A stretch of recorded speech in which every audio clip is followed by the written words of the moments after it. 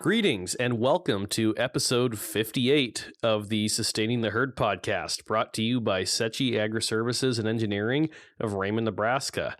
I'm your host, Brock Vitek, and unlike usual, I am not joined in the studio today by my co-host, Andrew Weedle.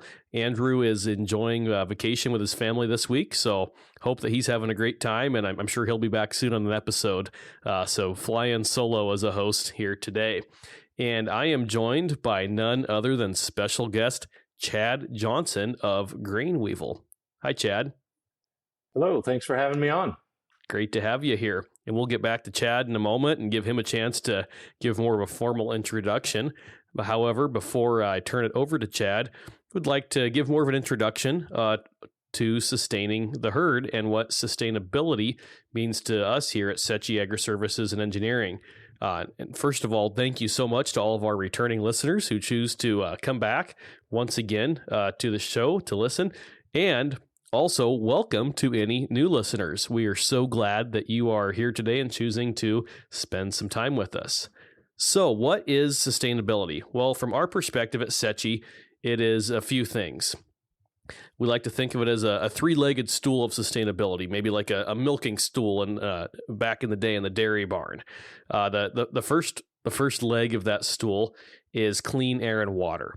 Really just focus on environmental sustainability, keeping contaminants out of the air and out of the water, limiting pollution, and just being good stewards of the environment, making sure that we all have clean air to breathe and clean water to drink.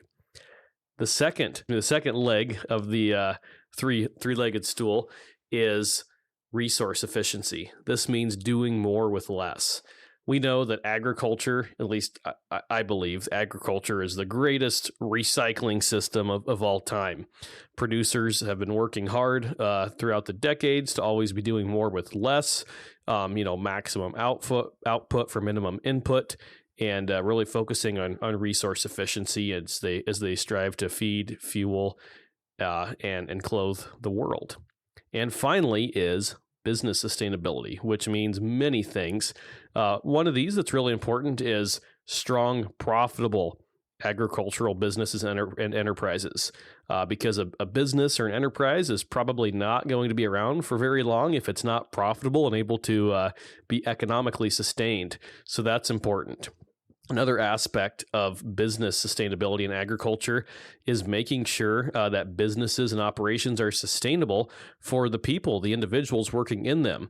Things like safe, pleasant working conditions. I know Chad will get into that safety aspect here in a moment, as well as ensuring that we have a sustainable workforce both now and the future, that we're able to meet the growing demands of labor to keep the industry going as well.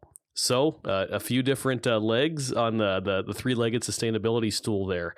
With that, I would like to turn it over to our special guest, Chad Johnson of Weevil, to introduce himself, and then we'll get into some fun discussions with Chad. Chad, welcome. Thanks, Brock. So I am Chad Johnson, the CEO and co-founder of Weevil. I know a lot of you have probably heard our story, but my son and I started this robot project in our garage in Aurora, Nebraska, and we're just super excited about the opportunity for us to come from completely different experiences. My son's experiences were in competitive robotics. We started this while he was in college. And I'm an elementary school teacher by trade, but was working for Nebraska Public Power District as an educator. So we're coming at this agricultural thing from a unique perspective. And I think that's one of the cool parts about our company as we look to solve a problem that was brought to us by a local family friend and farmer who had seen a robot my son had made and said, "Man, if you could build that thing, build me one to keep me out of a grain bin." And so that's where this mission started. And your introduction of your pillars, your stool legs of sustainability, and it really ties really well into our mission, doing the work no human should. It is a safety mission to start with, but that's not enough. And so we also help make sure it's a sustainable business, and we reduce loss, and we reduce risks. And so there's all kinds of things that have developed as this robot has become more and more capable. So very excited to be on and to just kind of share our story and talk to you. I know, Brock, it was fun being at AgTech Connect and having some discussions there about, my passion about the people that have helped us. And I think that's all a big part of our story as we've grown from that little idea in the garage to where we are at today. Absolutely. Well, Chad, thanks for the wonderful introduction there, and we'll dig further into topics like safety and people here in a bit. I'm trying to remember. We've been acquainted for a few years. I think we maybe first bumped into one another at some ag industry conference here in Nebraska, maybe 3 or 4 years ago. And I remember it's when you guys were first starting out, and I've just been trying to cheer for you guys along the way, because I'm like, wow, that's just cool, doing the work that no human should. And it's been really fun just as an innocent bystander here in the ag industry in Nebraska to just watch you guys really get after it and grow. And, from your initial beginning to you guys are really making some stuff happen now, and your business is growing. So I just wanted to put that note in there. Just love seeing a homegrown, innovative business doing great things here in the Nebraska ag industry, like you and your son and the team around you guys. Just can't be cheering for you guys enough. You guys are, you hear about the American dream. Well, I'll call you guys the Nebraska dream, maybe, right? Like, I just love stories like yours. Well, we appreciate that. And yeah, timelines right now are non-existent. I mean, I feel like we started this project, 32 minutes ago, was the first time that we started working on this robot. And I feel we also started working on this robot 32 years ago, but it's really been, the spring of 2020 was the first prototype. So what a time to be alive. Spring of 2020, by the way. It was, it turned out to be a good time for us to, not have a lot of other distractions while we started this little company. We actually didn't start the company until Ben graduated from college in 2021. Sure. So that's when we really kind of started going. But yeah, it is. It's those timelines, and there's such a great community here in Nebraska with other startups and the business support that we get from the organizations. And so yes, lots of great opportunities to make connections and watch other people grow. It's exciting to see the whole ecosystem that has started to really blossom since we've started. You bet. Getting after it and growing things here in the good life. Love to hear it. Chad, you touched on this a bit in your introduction, but for those who may not be familiar, at a high level, could you just share, what is the grain weevil, and what challenges or objectives are you guys setting out to solve for the agriculture industry? For those who just might think we're talking about a robotic bug or something, like they have no idea, right? Just what is the grain weevil and what are you guys doing? Well, let's start at the very beginning. Looks like a bug, an overgrown bug scurrying across the surface of the grain. Like a weevil. It is.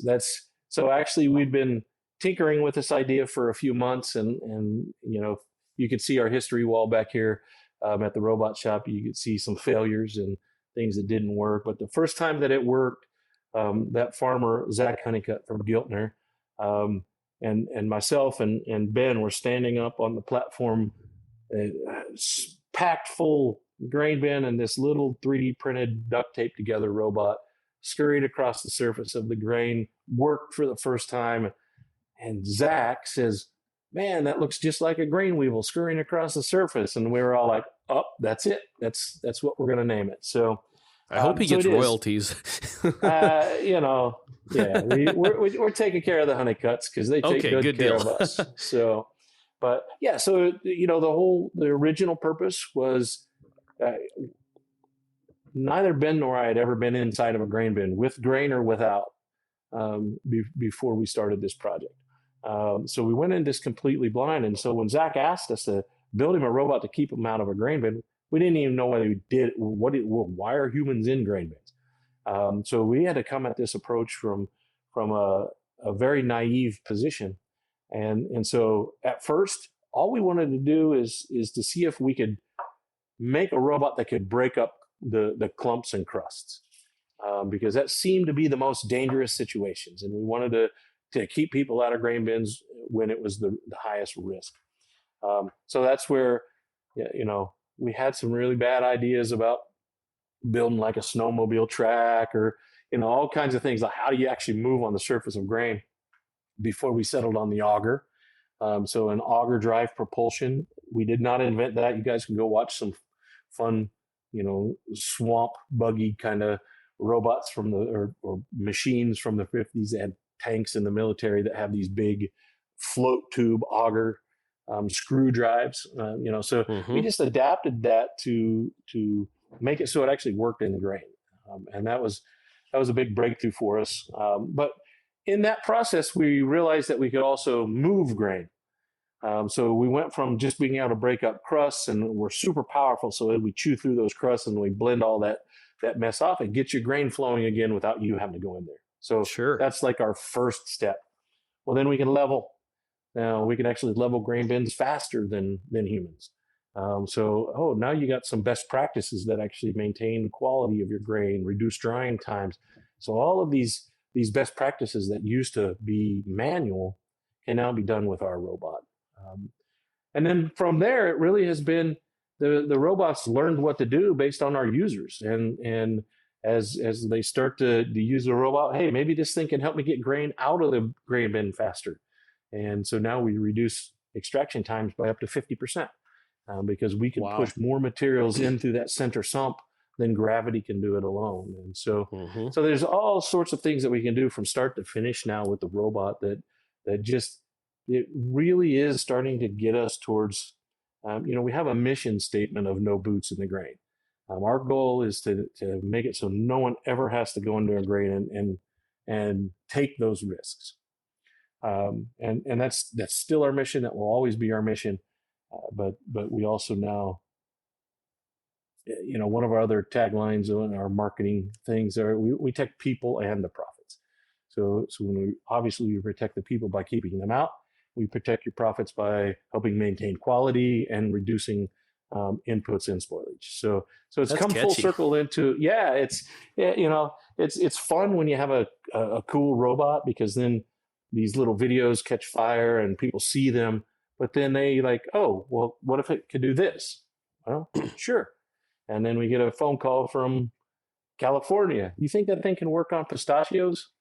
Well, sure. Why not? And so it's been really cool to see that it has grown from just a really a one mission thing, break up crusts, to being able to fully manage pretty much any granular material. That's awesome. So I'm curious, Chad, and I'd invite you to take this from, whatever angle you'd like, but I can think of a couple angles. What are the biggest things you've learned throughout this process or journey? Perhaps both, technical or topical things you've learned related to the ag industry and grain storage, and also maybe some entrepreneurship and business building lessons as well. Yeah, so and I dabbled with a few side jobs here and there, and in my previous past as an entrepreneur, but running a startup is a lot different. And as I shared a bit in my keynote at the Ag Tech Connect, which was awesome, by the way. Well, thank you. Now, running a startup is hard, and then you add in running an ag tech startup, it's also hard. And so now I got a startup and an ag tech startup, so we're doubly hard. But then you start looking at, man, I think running an ag tech startup's easy compared to being a farmer right now, right? There's so many things that these farmers and the co-ops, there are just so many challenges coming at them from all different directions. And I think we've had there's some really difficult technical challenges. Building a robot takes years. Building a robot that you can deploy to customers takes years. Now you throw that inside of a Faraday cage that gets up to 140 degrees with, high dust and high moisture levels. You throw in the fact that it takes about 5 times more torque to run a auger through grain than it does a wheel. You start to add in all these technical things. Why would you ever put an electronic device inside of a Faraday cage?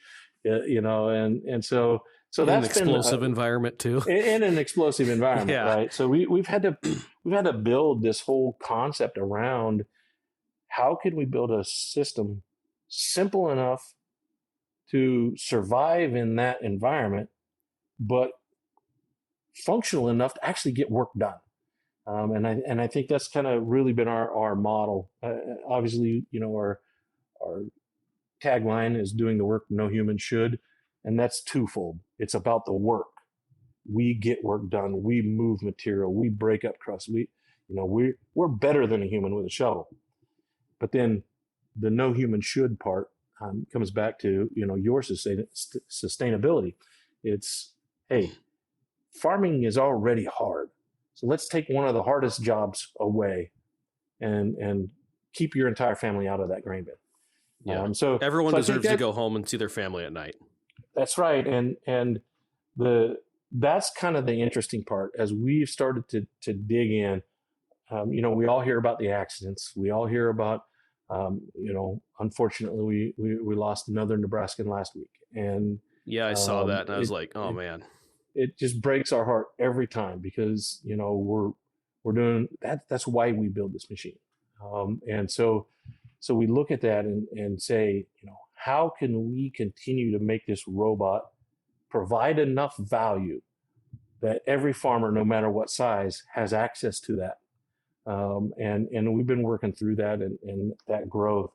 But I think throwing that in together with us learning agriculture as a whole, I will argue with every farmer and co-op owner until the cows come home that I don't think anybody knows what a bushel is.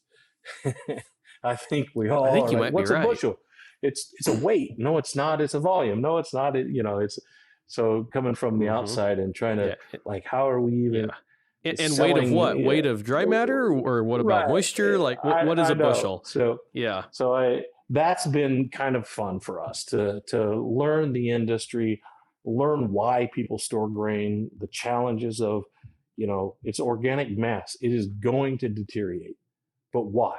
And how do we make a difference with our little robot in that big of a storage? So I think those are kind of the fun things that we've started to learn, the technical challenges, of course, but just how to build something that's actually useful for what is our first target market is obviously our farmers. Mm-hmm. But then as you're talking about that entrepreneurship, you go through all the classes. We did the combine and we had great experiences with Small Business Development Center helping us. And, everybody really kind of preaches this focus, stay focused. Don't get going in too many different directions. But we've been very fortunate that our robot is the same robot in pistachios it is in corn. It works in wheat and it works in edible beans with no changes. Wow. So we've been very fortunate. It is. So we kind of have a couple of different segments, and part of this entrepreneurship is to really start to learn the business side of, okay, how do we manage farm, commercial ag, what we basically call ag adjacent, but it's still ag, but it's grain adjacent, like the nuts and the feed pellets and those kind of things. It's not Midwest row crop grain production. Right. It's different. Yeah. Right. And then you throw in industrial materials. And so we really started to, it's kind of funny that alumina has a lot of the same problems as rice. You put it in a storage facility and it absolutely doesn't want to come out. So it's been really interesting for us. Yeah, it's that flow is a big issue, right? Airflow.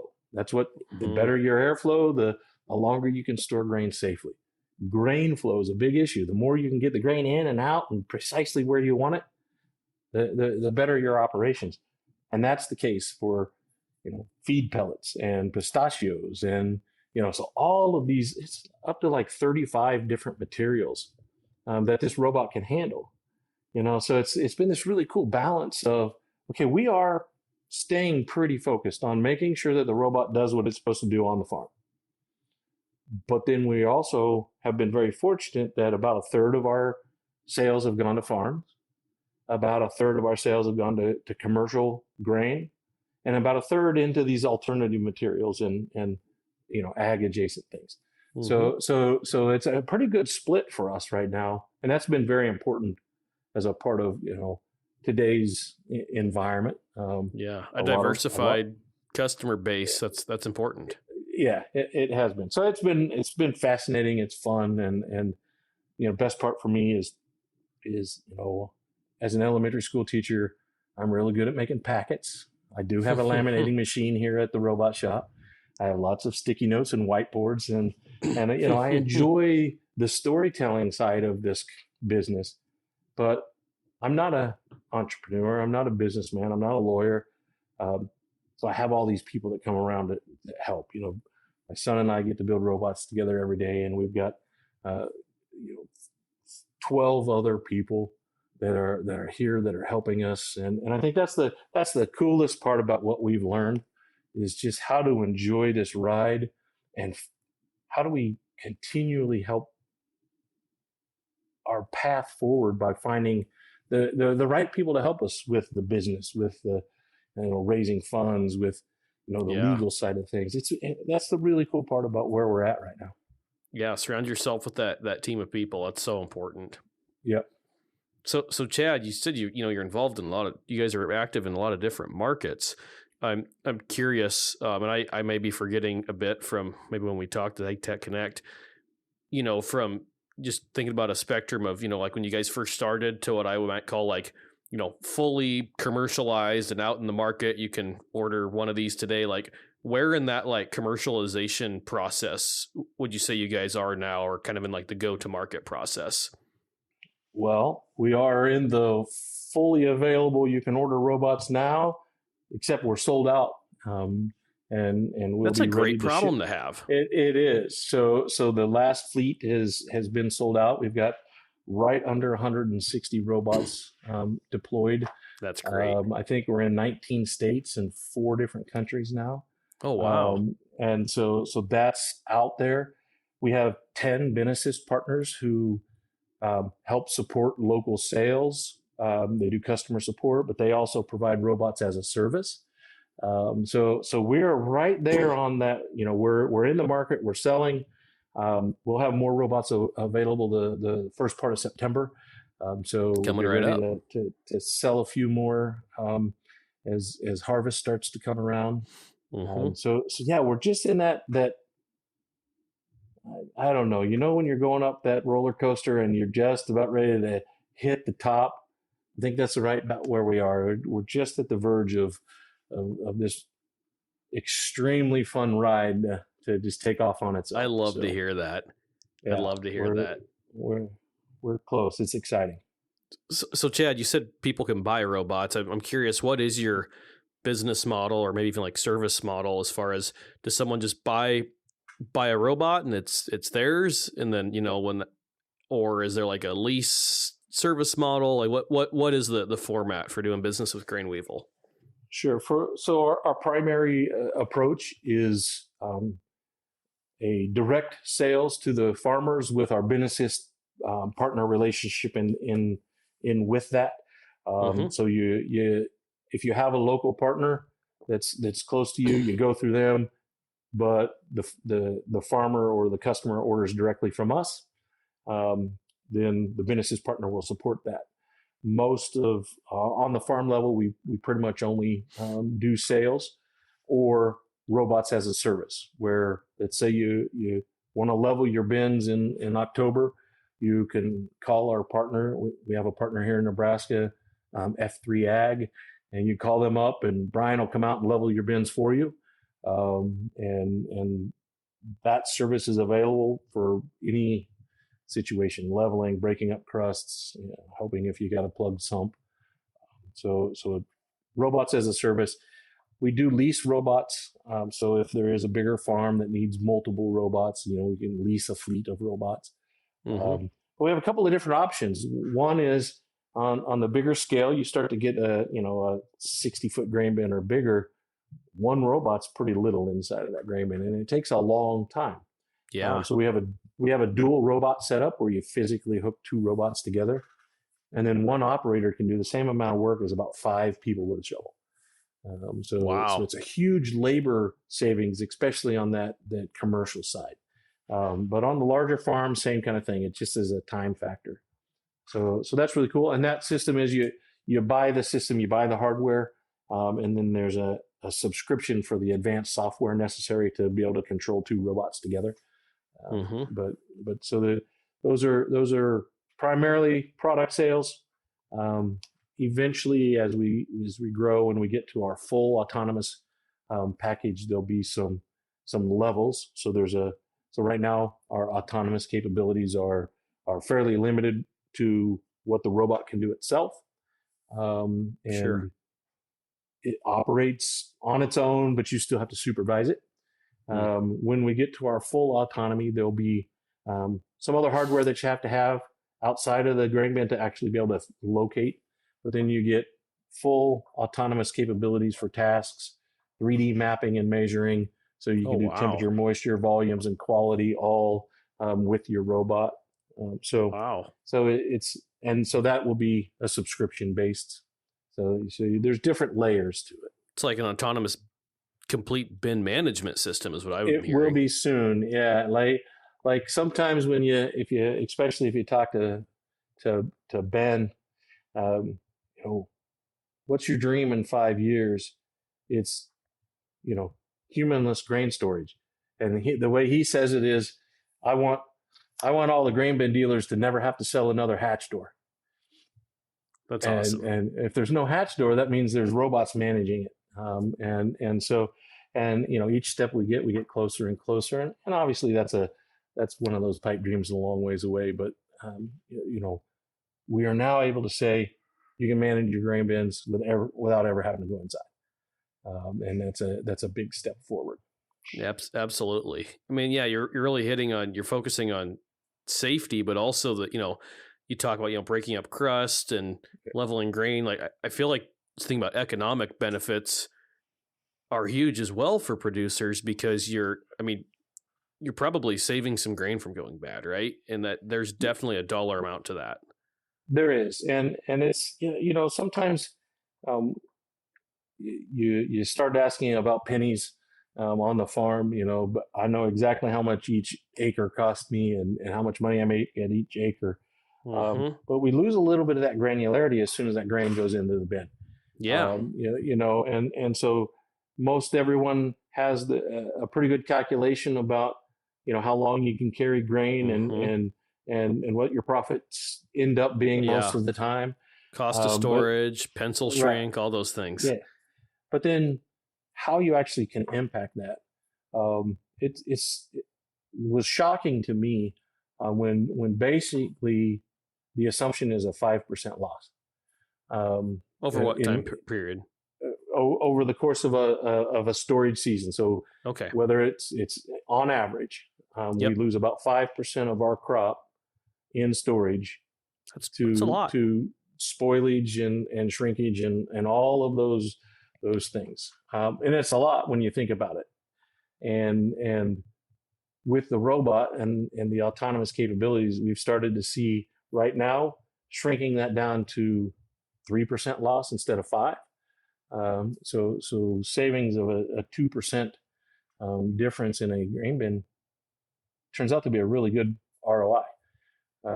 You're reducing drying time, so you're not putting as much fuel into drying. You're maintaining higher quality, so you're not losing that quality. You're not getting crusts, so you're not spending all that time unplugging sumps. And so the list just keeps going on. And probably since this time of the year, but right now, throughput has been like one of the biggest surprises. When you start bringing that grain down, the more grain you take out, the slower it comes out. You get the grain coned out, we can save about half the time.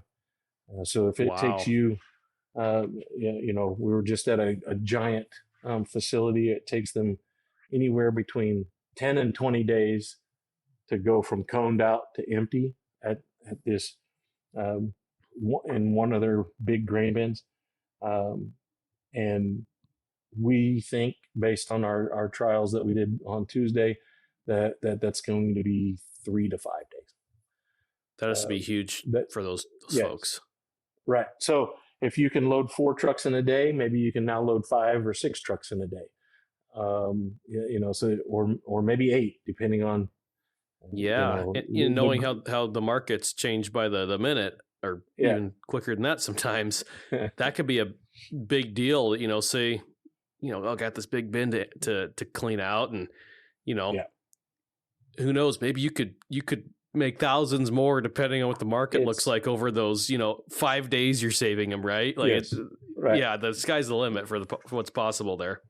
It is, and I think those are some of the fun aspects of this is you start to really think about how an easy way to look at it. It used to be a lot easier when we said you look at that grain bin and it's full of $5 bills. Now it's only worth $3.50 bills or $3.90 bills, but still, you get what we're saying. Like that's your piggy bank, right? That's where you're storing your livelihood, and as our approach has been, give you back your safety, but then protect that profit as much as we can as well. And that's really started to resonate with a lot of our farmers, especially now. You're pitching pennies.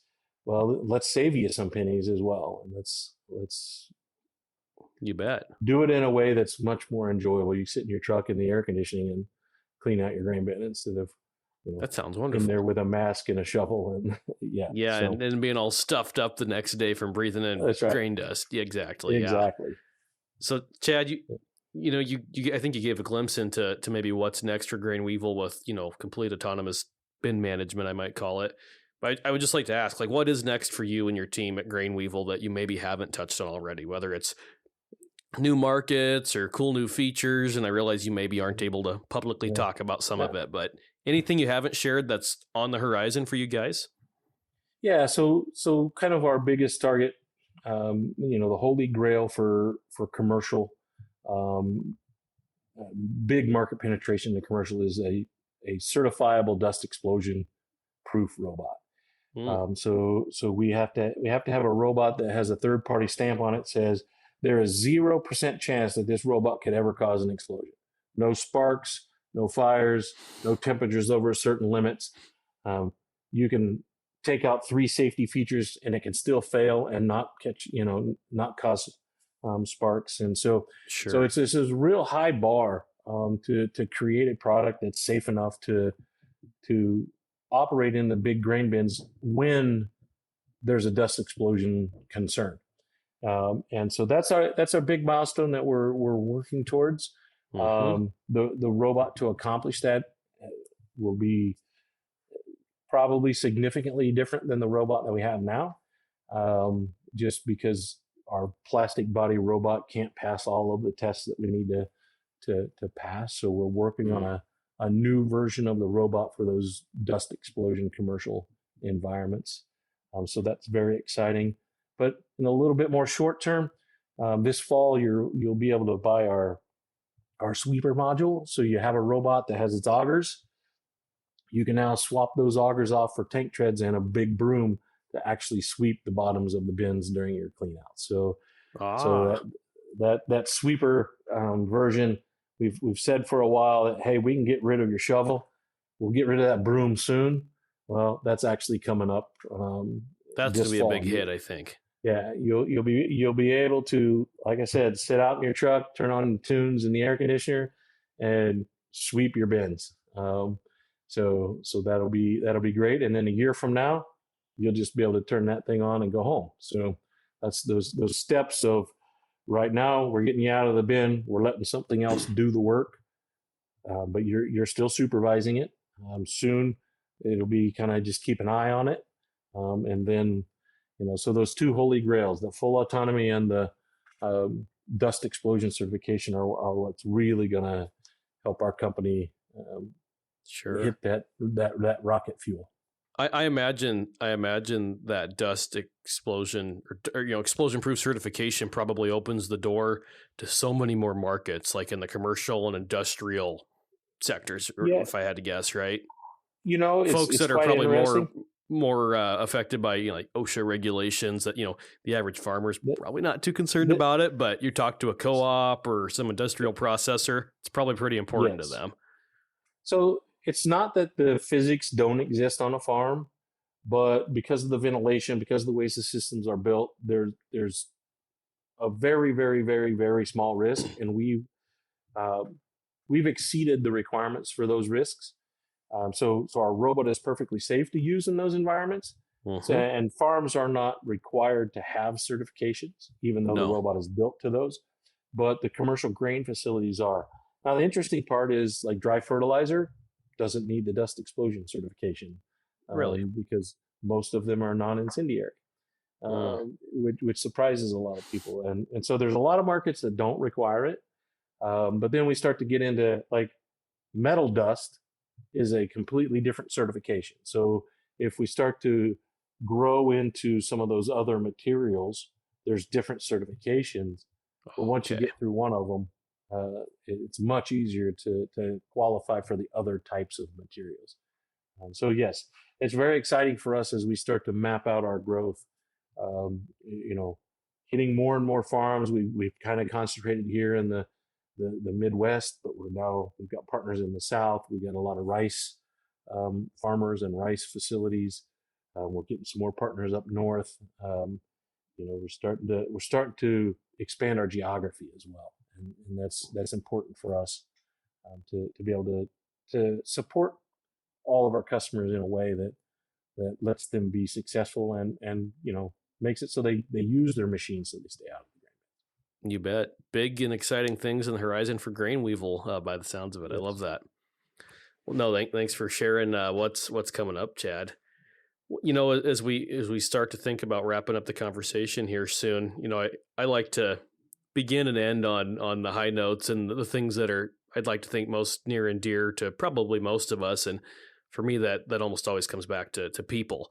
I know you Yes. talked a lot about the team you have around you, both your staff as well as advisors and folks that you have yourself surrounded with as well.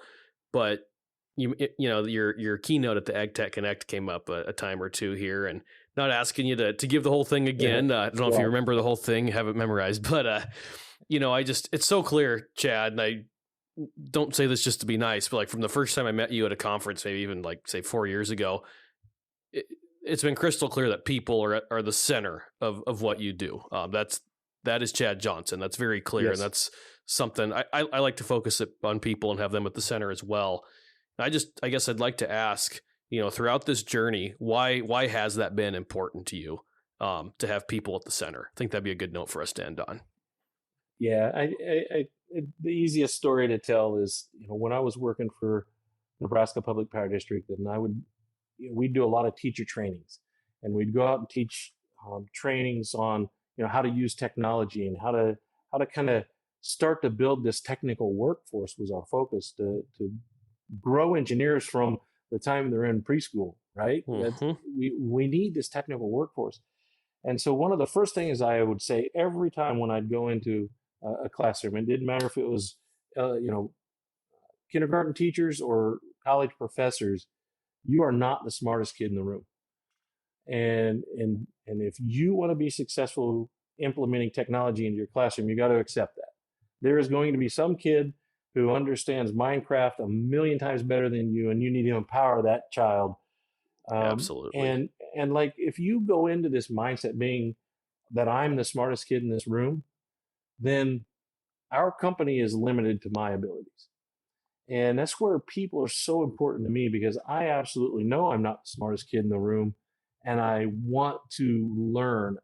It's about being curious, right? It's how can I learn something from everybody that I meet to make myself better, to find other opportunities for my community, and then also maybe I'm that person on their path that helps them get to the next phase of their journey. And I think that was the main push for what my keynote was is how do you take these people on your path and use them as fuel additives? We all talk about this rocket Yeah. ship. We're adding fuel, and we you get capital, you get product market fit, but it's all these other people that are those additives that create the right fuel mixture, and they're the ones that actually give you the power to take off with a company like ours. And I think that's why it's been Yeah. so important for me, because I know that I need to learn more. I know,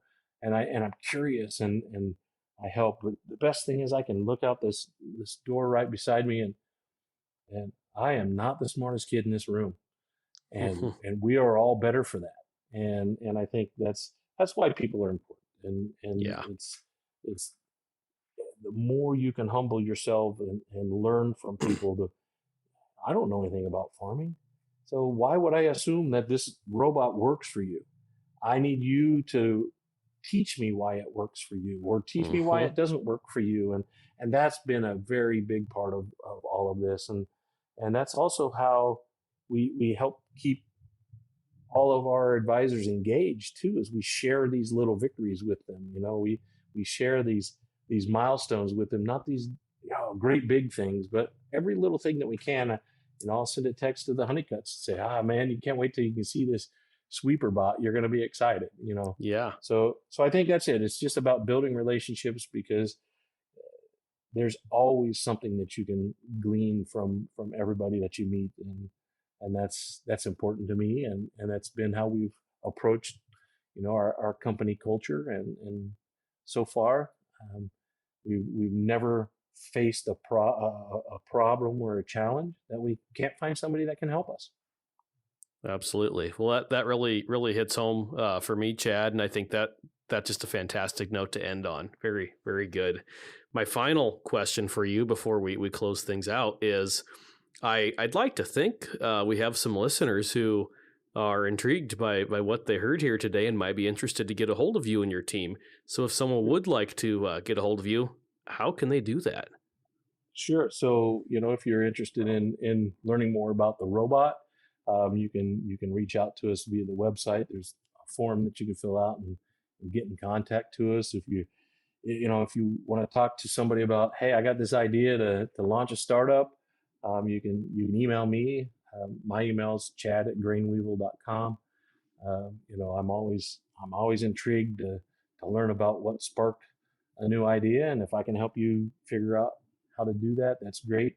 So yeah, there's lots of ways to reach out to us. The grainweevil.com website. We're on all the social media, and so you can find us there. And it's not too hard. And Chad@GrainWeevil is a good place to start if you're looking for some other avenues to connect. And Brock, maybe some of your listeners want to join you when you make your first visit to the robot shop. So Yeah, that'd be fun. There you go. Yeah, robot shop group. That'd be great. there you go. So, Well, Chad, thank you so much once again for being our guest here today on Sustaining the Herd. I've really enjoyed this, and I'm confident that our listeners have as well. And just thank you for all that you and your son and your team do for the ag industry, to do the work that no human should. And just thanks as well for being just a rock star in the ag startup community here in Nebraska and the Midwest. We need more Chad Johnsons in the world. Yeah. I'll say that. Well, you might be the only one. So I appreciate that. Thank you so much. Well, thank you. And with that, thank you to all of our listeners, both new and returning, for choosing to spend some time with Chad and I here today. We always enjoy putting episodes together. And, just as Chad shared his contact information, I'd like to say that if anyone has a recommendation for a topic or guest, please feel free to send Andrew and I a note at podcast@settje, settje.com, and we'll be happy to hear from you and get back to you. This has been a good time, and I look forward to being back with you all again in a couple of weeks. Until then, thank you for joining the herd today.